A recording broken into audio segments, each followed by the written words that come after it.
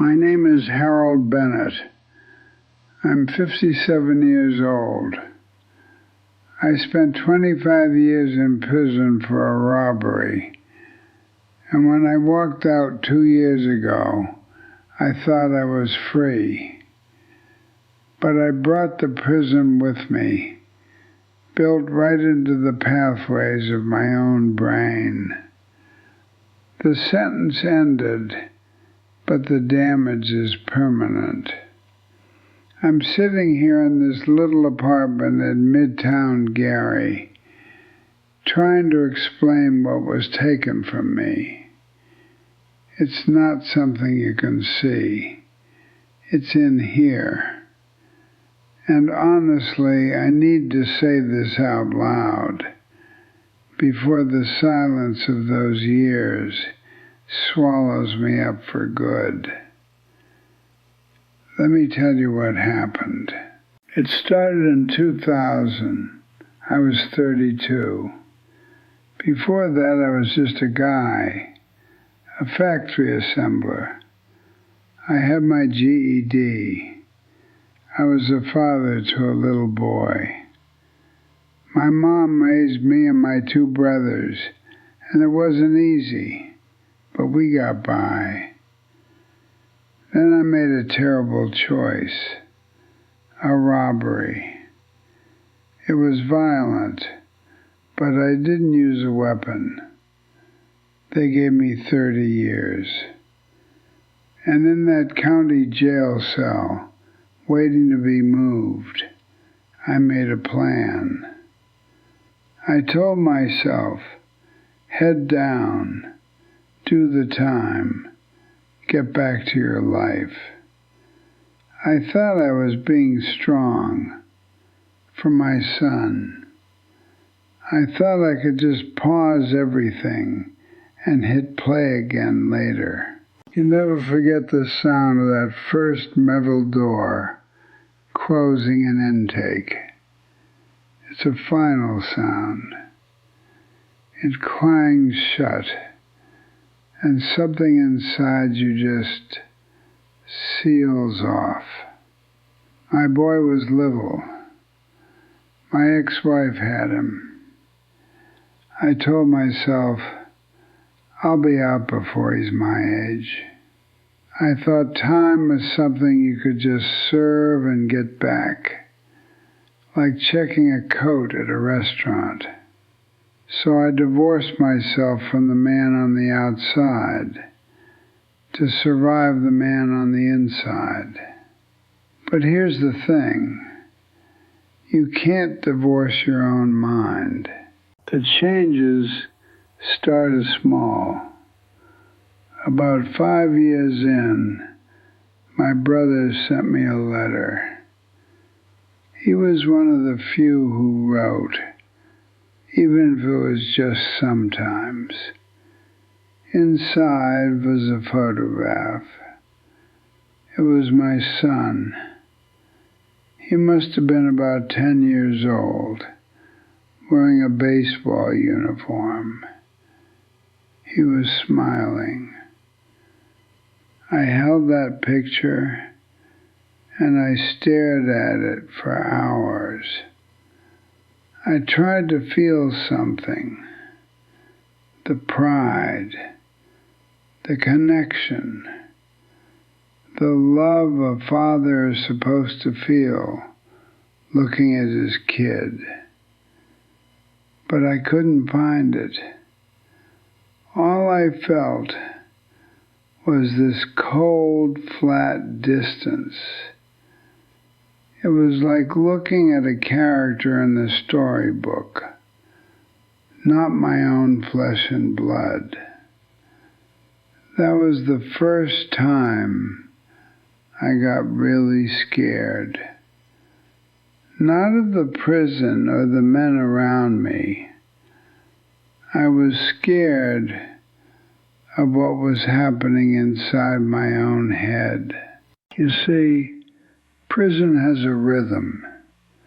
Counts, meals, lockdowns. Your brain adapts to it. You'll learn to see every shadow as a threat. You'll learn not to trust a soul. The noise of the gallery, the constant yelling, the gate slamming, the chaos, it becomes your normal. Then, about 10 years in, we have a lockdown. 23 hours a day in the cell for a whole week. No TV, no nothing. Just you and the walls and the silence. And in that silence, I found a new companion. I started talking to myself. I don't mean just thinking. I mean full, out-loud conversations. I'd argue points about nothing. I'd tell myself jokes and laugh. I'd recount my entire day, detail by detail. My own voice became my only safe friend. When the lockdown ended and the noise came back, it was physically painful. The yelling felt like needles. The gate sounded like an explosion. My brain had been rewired for silence. The real world had become too loud. That became my normal for the next 15 years. The ritual, the silence, the constant watchfulness. The letters from my brothers got fewer. My son stopped being mentioned. I found out my mother passed. I knew these things happened, but they felt like news from another country, a country I used to live in. My world was 8 steps long and 5 steps wide. My job was to exist in it without causing trouble. I got real good at being a prisoner. I forgot how to be a person. Then, one day, they told me I was getting out. Early release. 25 years served. I thought I'd won. I thought, this is it. I did my time. Walking out that gate was like being born onto another planet. The air smelled different. The colors were too bright, like someone had turned up the dial on the whole world. Sounds hit me in a chaotic wave. Cars, voices, a dog barking somewhere. It wasn't the steady, predictable noise of the gallery. It was messy, and it came from everywhere at once. My parole officer, a guy named Ray who didn't say much, drove me to this apartment in Midtown. He handed me keys. I just stared at them. A key to a door that wasn't locked by someone else. He said, "Good luck, Bennett," and then he was gone.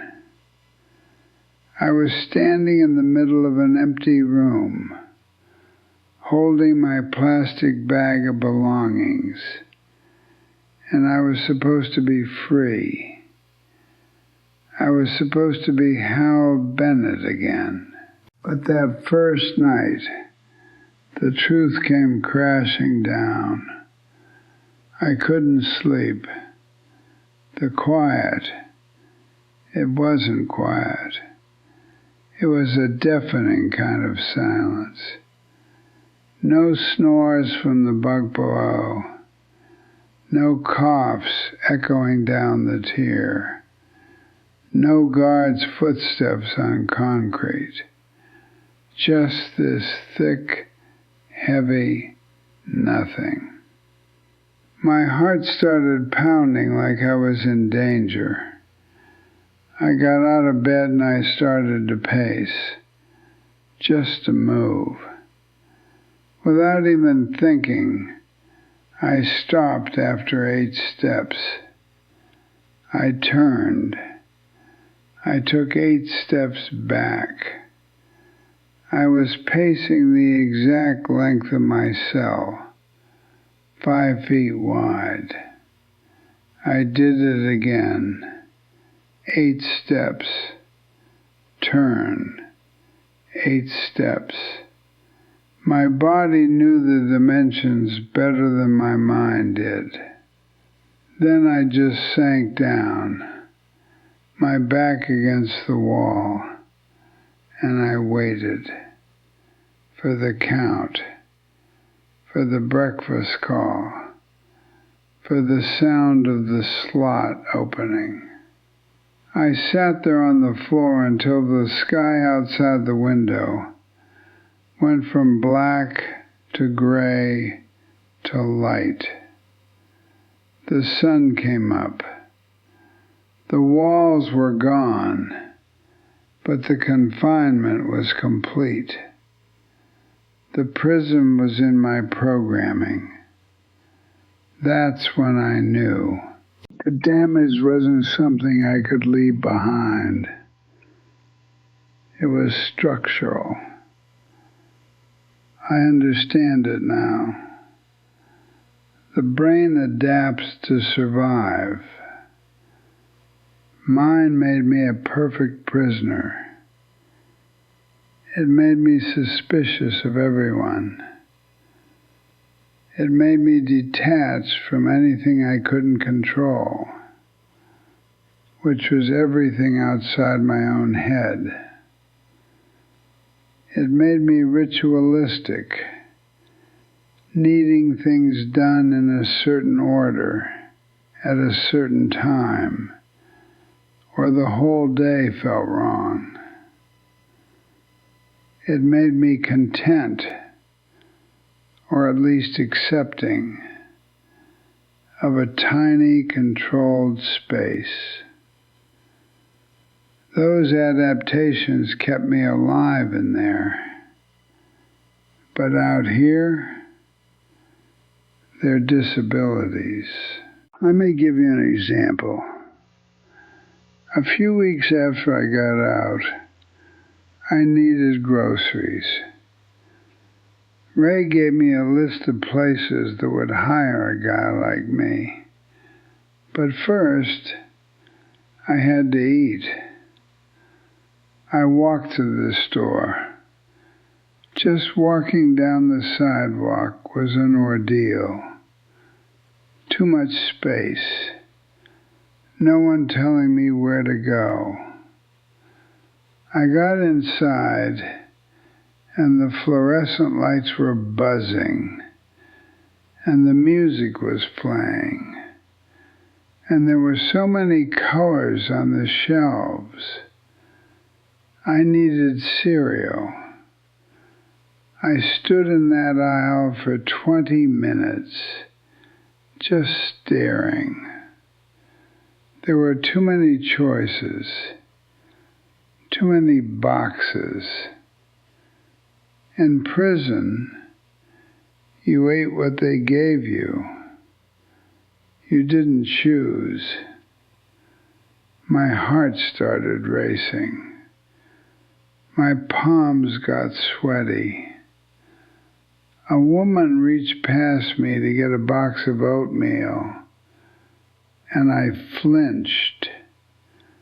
I actually flinched. She looked at me like I was crazy. I left the aisle with nothing.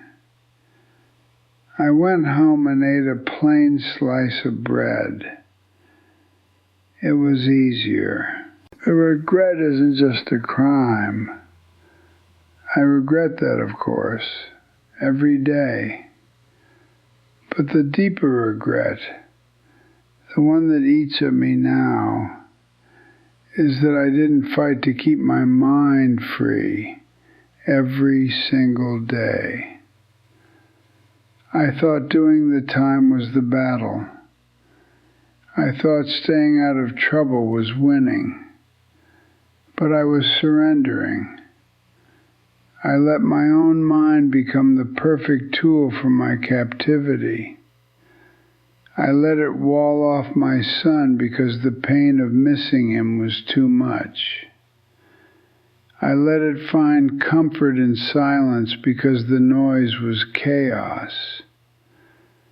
I let it shrink my world down to 8 steps because anything bigger was terrifying. So why am I telling you this? It's too late for the man I was. That man, the factory assembler, the young father from Gary. He's gone. He didn't survive. What's left is this version. This one that gets overwhelmed at the grocery store. This one who still counts steps without meaning to. This one who feels like a ghost walking through a world that built itself while I was away. But it might not be too late for someone you know. If you have someone inside, listen to me. Please, don't just let them do their time. That's the worst thing you can think. Write to them. Call them. Even when it's hard. Even when you don't know what to say. Send pictures. Not just the big stuff. Send the picture of a stupid cloud you saw. Send the picture of your messy kitchen table. Send the picture of the neighbor's dog. Talk about your boring day, the traffic, the bad coffee, the movie you watched that was just okay. Fight for their mind, because the system only warehouses their body. Be their rope to the real world. Throw them that rope every single day. It's the only thing that fights the rewiring. It's the only thing that reminds them there's still a person, not just an inmate. My brother tried for a while. He sent those letters. He sent that photo of my boy in his baseball uniform. But life moves on for people on the outside, too. I don't blame him. It's a lot to ask. But I'm telling you, it's the most important thing you can do. It's a lot to ask, but I'm telling you, it's the most important thing you can do. Because the loneliness, it's not just being alone. It's a different thing. It's a hollowed out space inside you where other people are supposed to be. And after enough years, that space just gets filled with concrete. You can't get it back. The hardest moment, the one that really showed me what I'd lost, happened about 6 months after I got out. My brother, the one who used to write, he tracked me down. He called me on the phone. I almost didn't answer. The ringtone scared me. but I did. He said, "Hal, it's Mike." Just like that, like no time had passed. He said he was in town, that he'd heard I was out. He asked if he could come by. My heart was hammering. I didn't know what to say. Part of me wanted to say no. This apartment was my cell now, and having someone come into it felt like a violation. But I heard myself say, "Yeah, okay." He came over that afternoon. I cleaned for 3 hours. I didn't own anything, but I wiped every surface. I paced. When the knock came, I froze. It took me a full minute to walk to the door and open it. And there he was, my little brother.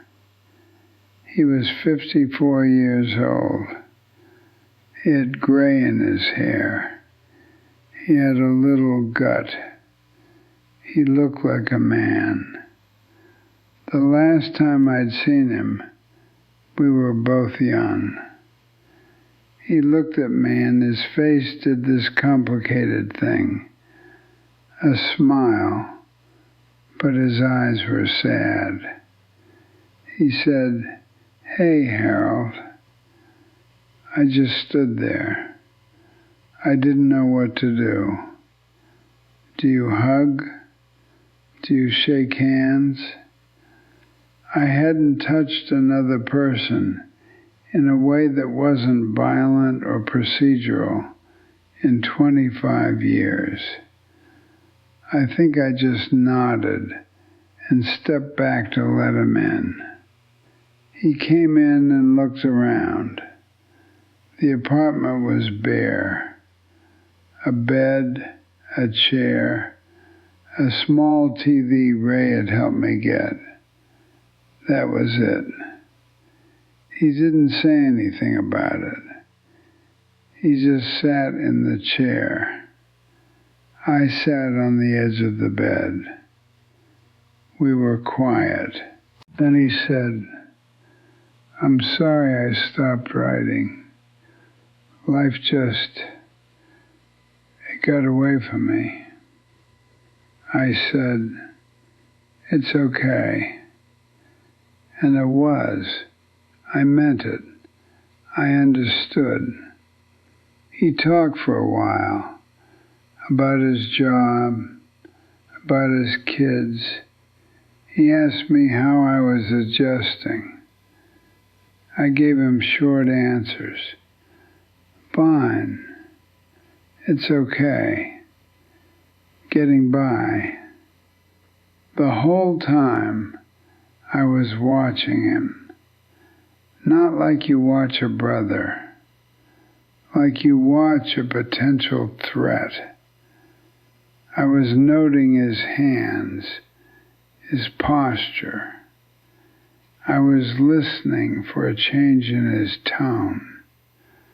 My brain was running the old program. Assess, evaluate, survive. Then he said, "I saw David last year." David, my son. He said the name, and there was just a word. It didn't connect to anything inside me. I just looked at him. Mike's face got more serious. "He's good, Harold. He's got a family. 2 little girls. He's a mechanic. Does good work." He paused like he was choosing his words. He knows you're out," I told him. I didn't say anything. I just waited. Mike leaned forward a little. He said, "If you wanted to write him a letter, he'd read it. He said he's not ready for more than that, but he'd read a letter. He looked at me expecting something, a reaction, relief maybe, or hope. This was the rope. My brother was handing me a rope to my own son, and I felt nothing but this cold, flat wall. I tried to reach for something, a feeling, a memory, a father's love, but there was just static. There was just the program. The program said, "This is a complication. This is a potential source of pain. This is outside the controlled environment. Wall it off." I heard my voice. It sounded flat, even to me. I don't know what I'd say. Mike's face fell, just a little. He tried to smile. You could just say hello. You could tell him about getting out. I shook my head. Not a defiant shake, a lost shake. I got nothing to tell Mike. The room got quiet again. The silence was heavy.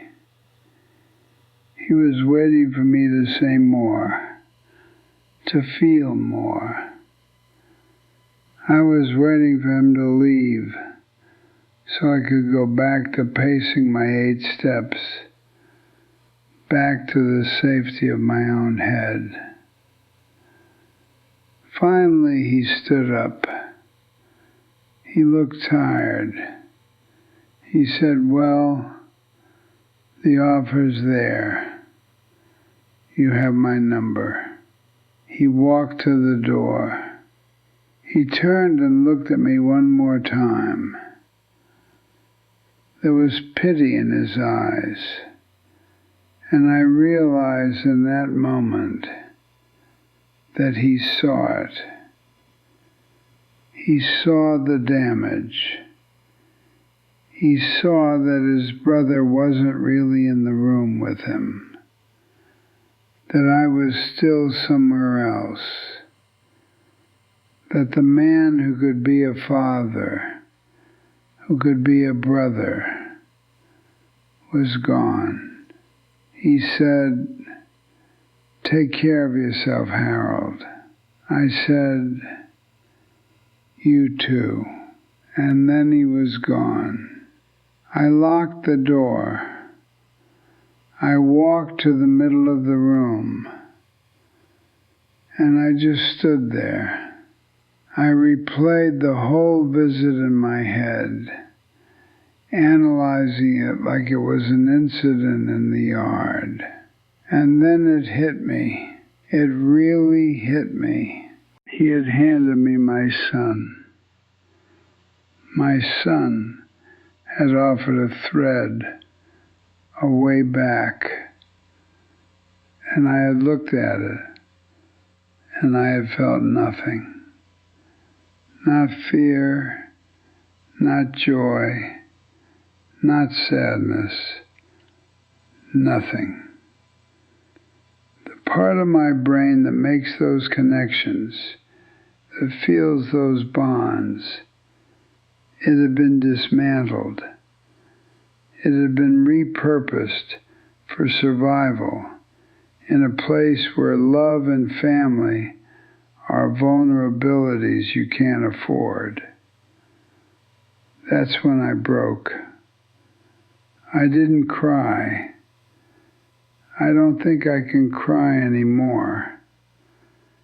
But I sank down to the floor, right there in the middle of the living room, and I put my head in my hands. I understood. The robbery took my freedom, but the prison took my humanity. It took my ability to be a father. It took my ability to be a brother. It took my ability to love and be loved. It made me a ghost. And the worst part, the absolute worst part, when I realized all that, sitting on that floor, my first feeling wasn't grief. It was relief. Relief that I had an excuse. Relief that I didn't have to try. The program was working perfectly. It was keeping me safe from the terrifying, complicated mess of being a person. I was free, and I was relieved to be alone. That's the permanent damage. That's the permanent damage. The relief was the final proof. My own mind had turned against me to survive, and now it was keeping me captive in a different way. It's been 2 years since that visit from Mike. I haven't written a letter to my son David. I think about it. I have a pad of paper. But every time I pick up the pen, the wall goes up. The program runs. It's not that I don't want to. It's that the part of me that knows how to want, it's gone. Here's what I understand now, sitting here at 57. The brain adapts to survive, but it doesn't adapt back. Not all the way. You can't put 25 years of hypervigilance, ritual, and enforced detachment into a brain and then just shake it out. It leaves a residue, a permanent wiring. The regret isn't just the crime. I live with that every day. The deeper regret is that I thought serving time was a passive thing. I thought I could just wait it out. I didn't know I had to fight every single day to keep my mind my own. I surrendered my humanity to the routine, and I can't get it back. So my advice is this, and it's the only thing that matters. If you have someone inside, you have to fight for their mind. The state will house their body. It will feed it, count it, lock it away. But their mind is your job. Don't just let them do their time. That phrase is a death sentence for the person they were. Write to them. Call them. Even when it's awkward. Even when you don't know what to say. Send pictures of the boring stuff. The traffic on your street. The weird vegetable at the grocery store. The stupid TV show you're watching. Talk about your annoying coworker. Read them a paragraph from the newspaper. Be their anchor to the world of details, of mundane choices, of trivial annoyances. That's the real world. That's what they're losing. Throw them a rope to it, and throw it every single day. It's the only thing that slows down the rewiring. And if you're the one on the outside living your life, don't serve a sentence you haven't been given. I look out my window and I see people walking, talking on their phones, laughing. They're free, but so many of them look like they're in their own cages, stressed, angry, disconnected, staring at screens instead of each other. They're pacing 8 steps in their heads, and they don't even know it. Your freedom, your peace, your ability to connect with another person, it's not a given. It's a living thing. You have to feed it. You have to choose it. You have to fight for it. Every day you take it for granted is the day you're letting those muscles atrophy. Don't wait for a metal door to clang shut to realize what you had. For me, it's too late to be the man I was. That factory assembler, that young father from Gary, he didn't make it. What's left is me, this version, the one who gets the groceries delivered because the store is too much, the one who measures every room in steps, the one who feels more comfortable in silence than in conversation. But telling you this, it's something. It's a thread back. Maybe the only repair left is to explain the damage so someone else can avoid it. This channel, from what I understand, is for stories like mine. People who've lived through something and have a lesson carved into them, for better or worse. If what I've said here means something to you, if it made you think of someone, then hit that subscribe button. Turn on the notifications. There are other voices here, other lessons learned the hard way.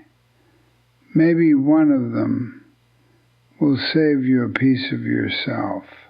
Leave me a comment down below. Tell me, is there someone you need to write to? Someone you've been letting do their time, emotionally or otherwise? Or maybe you're the one feeling the walls close in, even though you're free. I'll read them. It might take me a while, but I'll read them. Hit the like button if this resonated. Share this video with someone who needs to hear it. Maybe a friend with a family member inside, or maybe just someone who's building their own prison without realizing it. And if you have a story of your own, something you've learned that might help someone else carry their load, there's a form in the description. Fill it out. Maybe your story will be told next. We're all serving time in one way or another. The only thing that makes it bearable is knowing we're not alone in the cell. My name is Harold Bennett. I'm 57. I served 25 years, and my sentence never really ended. Don't make my mistake. Hold on to your people. Hold on to your mind. And for God's sake, don't just do the time. Live it. However you can. However much you have left. Just live it.